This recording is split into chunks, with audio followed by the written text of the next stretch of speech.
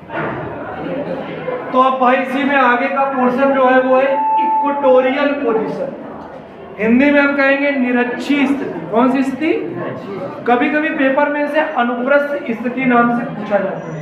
ठीक, equatorial position में होता क्या ये देखो।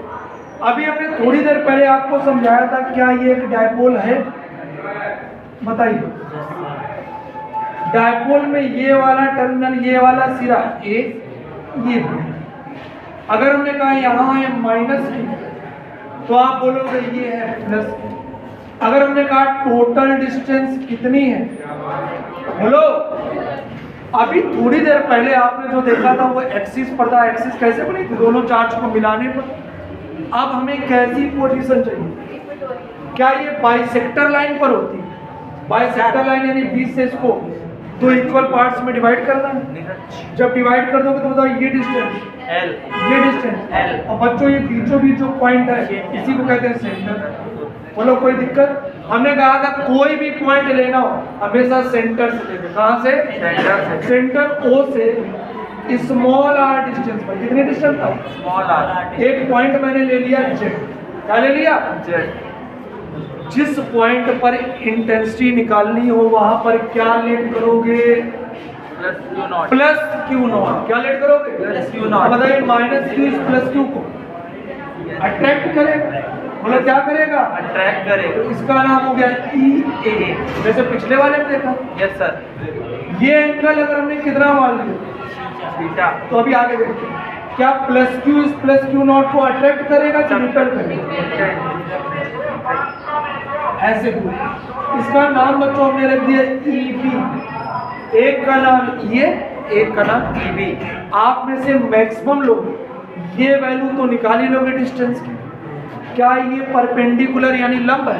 Yes sir. क्या ये बेस यानी आधार है? Yes sir. तो क्या कर्ण यानी हाइपोटेन्यूज नहीं निकाल लो? फार्मूला होता पाइथागोरस का। Yes sir. H square equals B square यानी बेस का square plus P square perpendicular square. कर्ण स्क्वायर बराबर लंब स्क्वायर प्लस आधार स्क्वायर। तो इसकी वैल्यू परपेंडिकुलर कौन है? Are square. बेस कौन है? L square. बताओ कर्ण यानी हाइपोटेन्यूज क्या ये आ जाएगा? Yes sir. यानी कि ये वैल्यू आ गई under root R square plus L square. क्या सेम वैल्यू ये भी होगी? सोचो। Yes sir. बोलो आया? Yes sir. अब बच्चों सबसे पहले हम किसकी वजह से let intensity of electric field due to charge minus Q at point Z. सबसे पहले हम निकालने क्या जा रहे हैं? ये क्या निकालने जा रहे हैं? फॉर्मूला बताइए। 1/4 epsilon naught T Q. Q upon distance. बताइए distance. Under root R square plus L इस स्क्वायर। डिस्टेंस का जब आप स्क्वायर करोगे तो क्या ये रूट हट जाएगा? Yes sir. रूट हट जाएगा तो बचेगा क्या? R square plus L. Formula होता है ना क्यू बाई आर स्क्वायर। क्या उसी तरीके से आप ईबी में निकालोगे?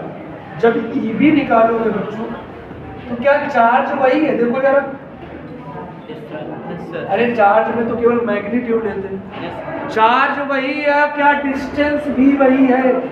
तो डिस्टेंस का स्क्वायर करोगे, हमें लग रहा है फिर से वही चीज आ जाएगी। इससे हमें ये बात क्लियर हो गई कि ये और ईबी कैसे है आपस में इक्वल। इसको हमने मान लिया सपोज किसके इक्वल? Let A and EB is equal to E dash. ऐसा हमने माना, ठीक है? ई डैश यानी अब जहां कहीं भी ये आए आप क्या रखोगे?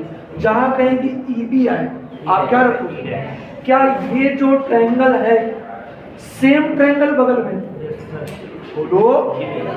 तो ये ट्रायंगल में भी एंगल थीटा हो, जैसे इसमें थीटा वैसे इसमें थीटा। आप बताओ दो फोर्स सेम डायरेक्शन में लगेंगे तो रिजल्ट भी उसी डायरेक्शन। अगर दो फोर्स अपोजिट डायरेक्शन में लगेंगे तो जो ज्यादा उसकी हो, जैसे 10 न्यूटन ये 8 न्यूटन, तो रिजल्ट किसकी हो? 10 न्यूटन की हो। लेकिन अगर दो लोग ना सेम डायरेक्शन में ना अपोजिट डायरेक्शन तो उनका रिजल्टेड उनके बीच में कहीं होता है। Yes sir. बोलो। Yes sir. वो फार्मूला होता है, आपने पढ़ा होगा रिजल्टेंट का फार्मूला। किसी को याद है? Alpha is equal to tan inverse b sin theta upon a plus b cos theta. चलिए कोई बात नहीं। अब जैसे कि दो लोग, एक है ये और एक है ईबी। इनका रिजल्टेंट इनके बीच में कहीं है, यस। वो डिपेंड करेगा उसके बीच के एंगल पे। कहाँ पर? उसके बीच के। लेकिन अगर ये भी ई डैश है और ई बी भी, तो उनका रिजल्टेंट जस्ट बीचों बीच आता है, बिल्कुल बीच में आता है। ये बात याद रखो, दो लोग अगर मैग्नीट्यूड में सेम है तो उनका रिजल्टेंट बिल्कुल उनके बीच में है। बताओ क्या ई बी एक्चुअल में ई डैश है? बताओ। Yes sir. बोलो। Yes sir. और ये भी एक्चुअल में क्या है? E dash. दोनों ही लोग, तो इन दोनों का रिजल्टेंट क्या बीचों बीच आएगा? बोलो ये लाइन क्लियर हुई कि नहीं? अब एक बात बताइए आप, ये एंगल थीटा है तो ये एंगल कितना होगा? बताइए। ये थीटा है तो अल्टरनेट एंगल, एकांतर कोण। अगर ये थीटा है तो करेस्पॉन्डिंग एंगल, संगत कोण। ठीक है, संगत कोण। इतनी बात क्लियर होगी? आप बताओ, ये यानी ई डैश, ई बी यानी ई डैश, इनकी डायरेक्शन ना तो सेम है ना तो अपोजिट है। तो ऐसे में रिजल्टेंट निकालने का तरीका क्या बताया था? अंडर रूट ये square plus E B square plus 2 A E B cos theta. बोलो भाई, बताया था कि नहीं बताया? ई ए की वैल्यू कितनी? अरे ई ए की जगह क्या लिखोगे? ई डैश। ई बी की जगह भी ई डैश। ये ई बी। ई डैश। जरा दोनों के बीच का एंगल बताओ। थीटा। कुछ बच्चे कहेंगे थीटा, लेकिन हम कहेंगे 2 थीटा। 2 थीटा। किसके किसके बीच? ये और ये है ये बीच का टोटल एंगल बताओ। थीटा थीटा, यहाँ 2 थीटा लिखा है। अच्छा एक बात बताइए, ई डैश स्क्वायर मिलकर 2 ई डैश स्क्वायर प्लस यहाँ पर बताइए 2 ई डैश। अरे ये भी तो वही बनेगा। Yes, sir. साथ में क्या चल रहा है? बच्चों क्या ये कॉमन आएगा? Yes sir. तो कॉमन आ गया क्या? 2 ई डैश स्क्वायर कॉमन आ गया। ब्रैकेट में बताओ यहाँ क्या बचा? 1 प्लस यहाँ पर कॉस। जब कभी भी कॉस 2 थीटा के साथ बनाता है तो उसको हम लोग कैंसिल करते हैं। कॉस 2 थीटा के फॉर्मूले होते हैं, यहाँ पर कॉस 2 थीटा का फॉर्मूला, अरे बोलिए भाई, 2 cos स्क्वायर थीटा माइनस 1 से 1, 2 2 जा 4 का रूट 2 ई डैश स्क्वायर बाहर आएगा, ई डैश। अरे बोलो भाई, और cos स्क्वायर थीटा जब बाहर आए तो बताओ रिजल्टेंट क्या बना? 2 ई डैश cos। बताओ रिजल्टेंट क्या है? अरे बोलो रिजल्टेंट क्या है? 2 ई डैश cos थीटा। बोलो बात समझ में आई कि नहीं? सर। अच्छा, अब मुझे आप ये बताओ, अगर हम आपसे कहें इसका एक और तरीका है और वो इससे भी ज्यादा सरल है तो कैसा रहेगा? ये देखो, ये ई डैश, क्या आप अलग से इस पॉइंट को देखोगे तो ये कुछ ऐसा था? देख कर बताओ। बोलो।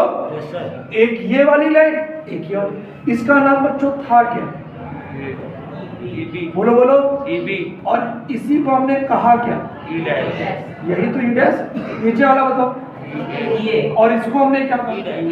क्या आपको कंपोनेंट ब्रेक करना आता है? घटक तोड़ना। बताओ ये वाला एंगल कितना है? ये वाला क्या ये भी एंगल थीटा? क्या थीटा पर इसको ब्रेक कर लो? जिधर एंगल ब्रेक होगा उधर क्या? cos theta. और दूसरी ओर sin थीटा। किसको ब्रेक किया? इधर आया ई डैश cos थीटा, ई डैश sin थीटा। बोलो आया कि नहीं? Yes, sir. ऐसे इसका नाम भी ई डैश, इसको ब्रेक करो। इधर क्या है? और इधर क्या है? sin theta. अब एक बात बताइए, यहाँ पर टोटल 4 हो गए। ई डैश cos थीटा, ई dash cos theta same direction, ई डैश sin थीटा, ई dash sin theta opposite direction. Direction के बारे में बता चुके हैं, सेम डायरेक्शन में ऐड करोगे, अपोजिट डायरेक्शन में तो दोनों को ऐड करो जरा। ई डैश cos थीटा, ई डैश cos थीटा, और दोनों को सब्ट्रैक्ट करो, 0। तो बताओ रिजल्टेंट cos वाले की वजह से कि sin वाले की? कौन सा कंपोनेंट? cos का कंपोनेंट रिजल्टेंट दे, तो आंसर क्या है? 2 ई डैश cos थीटा। एक ये तरीका, जो अच्छा लगे आपको। आया समझ में? चलो आंसर देखो, ये क्या लिखा है? ई डैश किसके बराबर?